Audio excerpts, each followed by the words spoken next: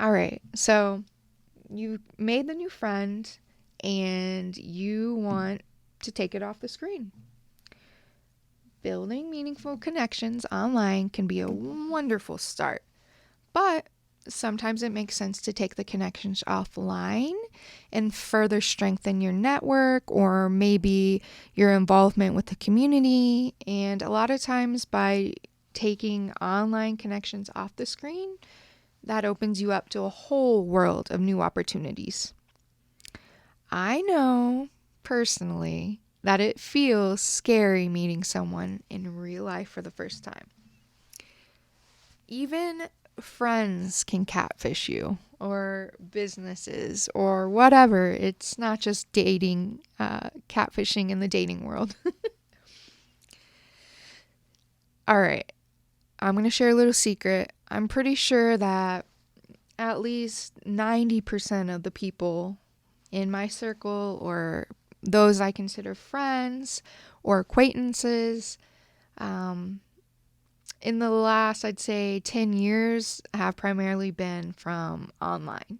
So it's just the way of the world, but it doesn't make it any easier. So let's talk about some creative opportunities that you can include um, or try out whenever you want to meet someone in real life that you've connected with online.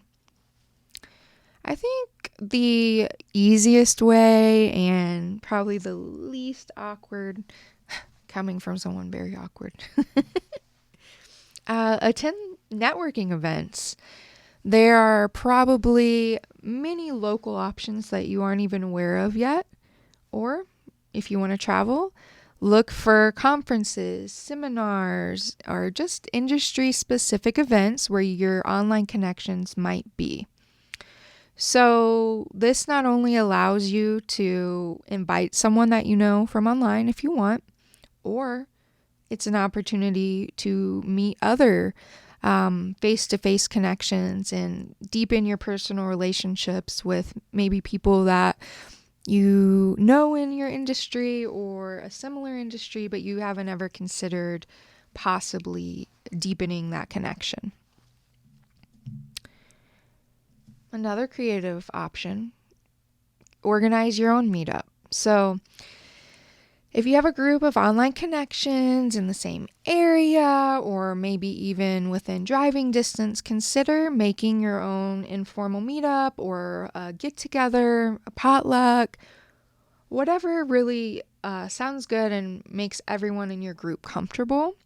This can be a great way to change those virtual connections into real life connections. And not only does it allow you to invite all the right people, but it allows you to create the right environment.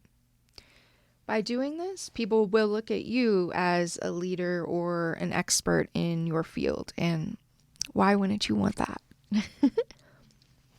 My favorite thing to do, request a coffee meeting. So, most people like coffee or tea. I like both. And I love inviting people for coffee. This is a great way to, as they say, break bread. But you can offer to buy their drink. You can learn more about them, about their values, about their goals, how they see their business going in the next year, 5 years, 10 years, whatever that may be. But coffee meetings are a very low cost, effective way to connect with people in your community. So, we talked about this before, but collaborative projects. Suggest collaborating on a project that could benefit you both and maybe even grow both of your following. This will also be a way to utilize each other's current following and clientele to spread the word about maybe future projects that you'll have. You can take classes together. There are always, classes at the library or community centers. You can always look on Eventbrite, Facebook events, things like that. Trade shows and expos are an opportunity to find people that you know for sure are in your industry. There's sporting and cultural events.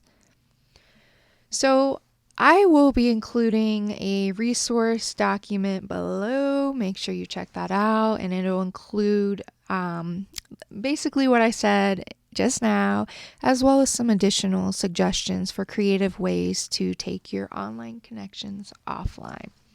But remember, whenever you're taking online connections offline, it's important to be very respectful of personal boundaries and safety. Always prioritize your safety and meet in public places. Don't just go to someone's house because you think that they're trustworthy.